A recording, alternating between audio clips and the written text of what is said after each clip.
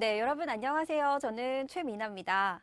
자, 오늘부터 선생님과 함께 저작권이 무엇인지 또 어떻게 하면 저작권을 잘 지킬 수 있는지에 대해서 함께 알아보려고 합니다. 선생님은 한국저작권위원회라는 곳에 소속되어 있는데요. 오늘은 여러분들과 함께 새롭게 저작권에 대한 이야기를 해볼까 합니다. 그럼 이제 저작권에 대해 본격적으로 배워볼 건데요. 자, 여러분 저작권에 대해 들어보신 적 있으신가요? 네, 아마 어른들께서 하는 이야기를 듣기도 했을 거고요. 요새 신문이나 뉴스에서도 저작권에 관련된 기사를 만나볼 수 있을 겁니다. 뿐만 아니라 여러분들의 교과서에도 저작권이 등장하는데요.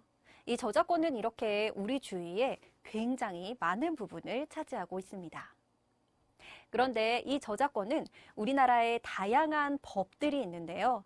그 중에서도 저작법 1조에 보면 이렇게 저작권의 정의가 정리되어 있습니다. 자, 다 같이 한번 읽어볼까요? 저작자의 권리와 이에 인접하는 권리를 보호하고 저작물의 공정한 이용을 도모함으로써 문화 및 관련 산업의 향상 발전에 이바지함을 목적으로 한다라고 되어 있습니다. 자, 이것은 우리나라의 법 전에 나와 있는 내용인데요. 여러분들이 이해하기에 조금 어려운 단어일 수도 있습니다. 여러분들에게 이 용어를 전부 다 외우라는 건 아니고요. 그렇지만 이 용어는 이해하지 못하더라도 딱 한 가지만큼은 기억했으면 좋겠어요. 바로 저작권은 여러분들이 지켜도 좋고 지키지 않아도 좋은 선택할 수 있는 문제가 아니라 반드시 지키기로 약속한 사회의 규칙, 법이라는 것은 기억하셨으면 좋겠습니다. 자, 그렇다면 이번에는 여러분들이 이해하기 쉬운 단어로 저작권을 설명해 볼게요.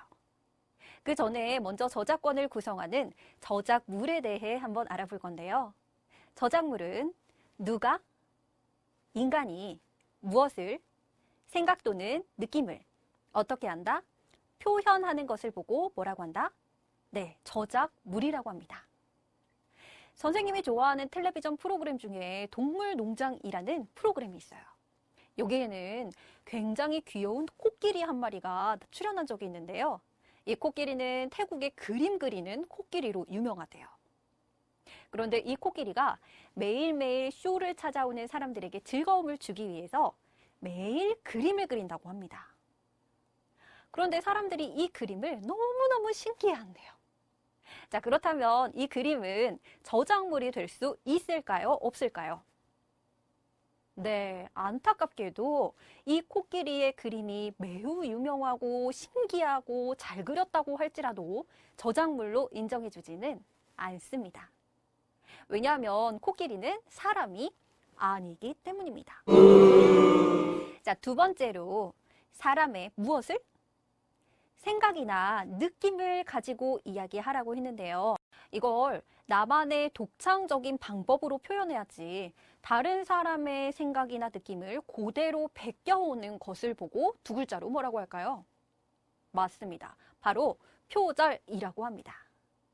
자, 표절은 현재 법상으로도 금지되어 있는 일이기 때문에 여러분들 절대로 하시면 안 되는 일이겠죠. 마지막으로 사람의 생각과 느낌을 어떻게 해라? 표현해라 라고 하고 있습니다. 아무리 좋은 생각을 머릿속에만 가지고 있다면 그것은 저작물이 아닌 아이디어에 해당합니다.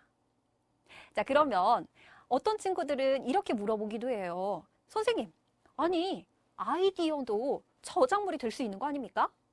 아이디어도 좋은 창의적인 생각이잖아요 라고 말해요. 자, 그래서 선생님이 사진을 한 장 준비했습니다. 자, 바로 이 사진인데요. 멋진 배경을 뒤로 선생님을 따라오라고 하는 것처럼 보이시나요? 네, 이 사진은 사실 선생님이 생각해서 찍은 사진은 아니고요. 유명한 사진 작가의 그림을 보고 똑같이 비슷하게 따라서 찍어본 사진입니다. 이 사진은 무라드 오스만 씨의 작품인데요. 이분이 자신의 여자친구와 함께 무려 190주 동안 세계 여행을 다니면서 세계의 멋있는 풍경들과 여자친구의 뒷모습을 사진에 담았다고 합니다. 사람들이 자신들도 비슷한 구도와 비슷한 각도의 풍경을 담아서 사진을 찍기 시작했습니다. 자, 그렇다면 이 아이디어를 따라서 만든 선생님은 표절을 한 걸까요? 네, 안타깝게도 아이디어는 저작물로 인정되지 않기 때문에 아이디어는 표절로 인정하진 않습니다. 하지만 의도적으로 나쁜 의도를 가지고 다른 사람의 아이디어를 베낀다는 것은 절대로 있어서는 안 되는 일이겠죠. 자, 그렇다면 이번에는 저작자에 대해 한번 알아볼게요. 저작물을 만든 사람은 뭐라고 부를까요? 맞습니다. 바로 저작물을 만든 사람을 보고 우리는 저작자라고 부르게 됩니다. 그렇다면 마지막 퀴즈 하나가 남아있죠. 바로 저작권입니다. 힌트를 하나 드리자면 권에 한자가 어떤 한자가 쓰일지 한번 생각해 볼까요? 맞습니다. 바로 권리권입니다. 그렇다면 저작권은 누가 가지고 있는? 저작자가 가지고 있는 뭐에 대한? 저작물에 대한 뭐다? 권리입니다. 라고 이해할 수 있겠네요. 자, 그렇다면 이제 여러분들도 저작물, 저작자, 저작권에 대해서 설명할 수 있겠죠. 자, 그럼 이번에는 우리 저작권을 표시하는 방법에 대해 알아볼게요. 저작권은 세계 여러 나라에서 사용되고 있는 권리이기 때문에 여러 언어로 등장합니다. 먼저 영어로는 이렇게 카피라이트라고 하고요. 한자로는 저작자라고 표시해봤습니다. 자, 이 저작자는요, 그릴 저, 만들 저, 쌓을 저를 사용하고요. 작이 쓰인 한자는 지을 작, 창작할 작입니다. 마지막으로 자는 사람 자를 사용하는데요. 그렇다면 저작자는 무슨 뜻이 될까요? 맞습니다. 바로 그림을 그리거나 글을 쓰거나 혹은 작품을 쌓아서 만드는 사람을 보고 저작자라고 합니다.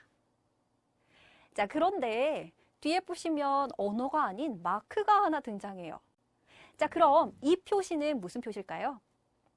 바로 저작권이 있다라는 것을 나타내는 마크입니다. 자, 그렇다면 이 씨 동그라미는 누가 달아주는 걸까요? 이 저작권은 저작물이 탄생함과 동시에 생겨납니다. 그러니까 이 씨 동그라미의 생일은 언제라고요? 맞습니다. 바로 저작물이 만들어지는 순간이 되겠죠. 그렇다면 이 씨 동그라미는 언제까지 보호를 할까요? 선생님, 그러면 지구가 멸망할 때까지 저희는 저작권을 보호해야 되니까 유명한 저작자의 저작물들은 절대로 사용할 수가 없나요? 네, 그건 아닙니다.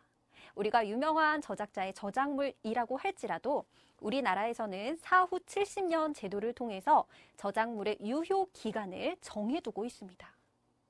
여러분들이 마시는 우유에 유통기한이 있는 것처럼 현재 우리나라 법상으로는 사후 70년까지 보호하고 있습니다.